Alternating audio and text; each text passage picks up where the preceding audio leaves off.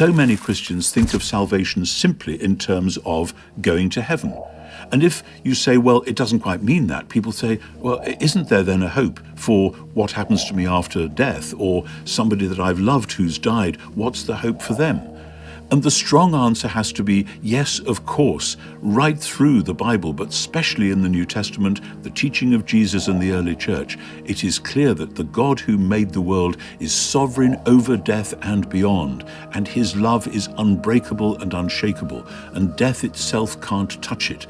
But the way that that story comes out, as it gets clarified in the New Testament, is, to many people's surprise, a two-stage post-mortem reality.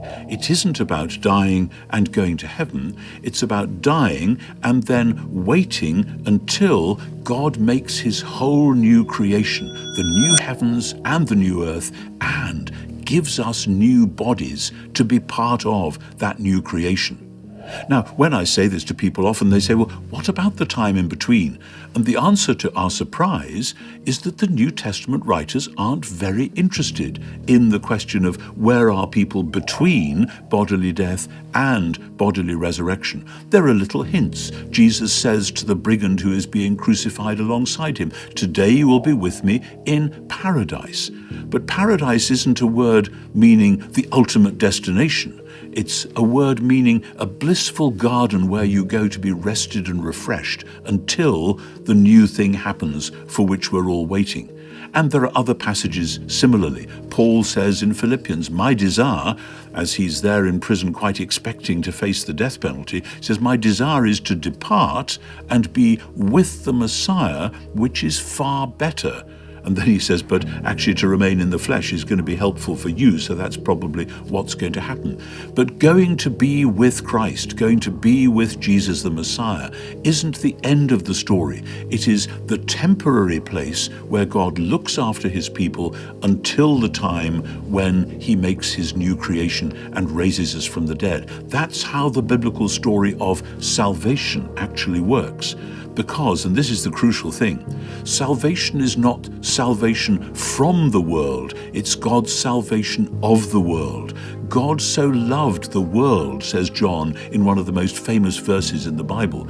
And when Jesus says, my kingdom is not from this world, later on in John's Gospel, he doesn't mean my kingdom is an otherworldly thing. He means my kingdom doesn't grow within this world. It's not from this world in that sense, but it is for this world. It's about new creation, because salvation is ultimately God's rescue of his whole world and his people from death itself. So the normal assumption of a soul leaving a body and going off to a place called heaven simply isn't sustained in the New Testament. Indeed, the New Testament never uses the word heaven to describe or denote the place where God's people go, either after their death or in the long-term future after the new creation has been inaugurated.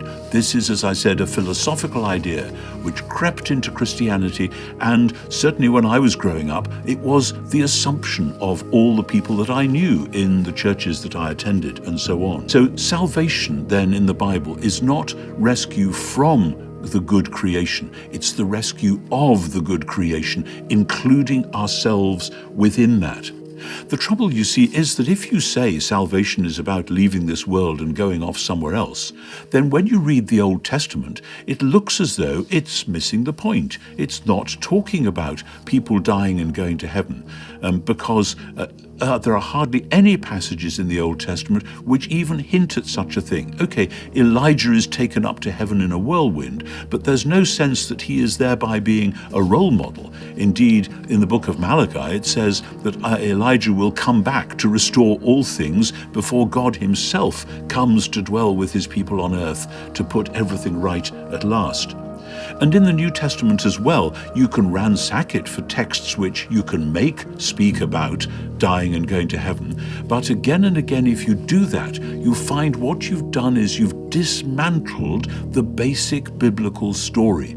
We'll talk about this in a subsequent session in these videos. But the basic biblical story isn't about individuals going somewhere else. It's about God God's creation and God's rescue of, that's salvation of, his creation and his people. The Bible as a whole, with Jesus as its focal point, tells a larger story. The danger otherwise is that we end up with a formula. We say, well, okay, how do I get to heaven? And somebody says, well, you've got to believe this, or you've got to behave in a certain way, or you have to belong to this group, the church, or some subset of the church, or whatever. As though if you get the formula right, you'll end up in heaven where you belong. But the Bible isn't about that story, to be reduced to a formula in that way. The Bible tells a very different story. It is precisely the story of salvation, but it isn't the way that most people have traditionally imagined.